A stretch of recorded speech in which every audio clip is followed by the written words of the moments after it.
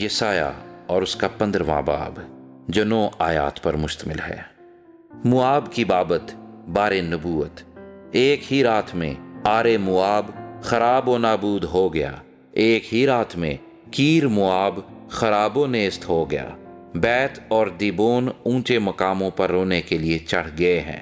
نبو اور میدبا پر اہل موآب واویلا کرتے ہیں۔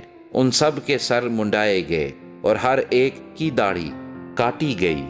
وہ اپنی راہوں میں ٹاٹ کا کمر بند باندھتے ہیں اور اپنے گھروں کی چھتوں پر اور بازاروں میں نوحہ کرتے ہوئے سب کے سب زار زار روتے ہیں۔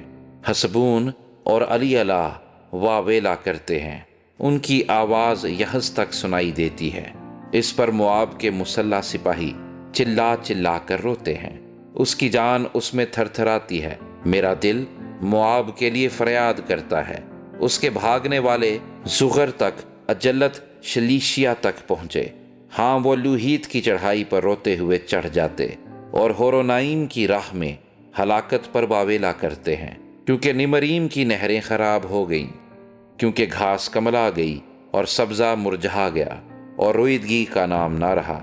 اس لیے وہ فراوان مال جو انہوں نے حاصل کیا تھا اور ذخیرہ جو انہوں نے رکھ چھوڑا تھا بید کی ندی کے پار لے جائیں گے، کیونکہ فریاد موآب کی سرحدوں تک اور ان کا نوحہ اجلائیم تک اور ان کا ماتم بیر علیم تک پہنچ گیا ہے، کیونکہ دیمون کی ندیاں لہو سے بھری ہیں۔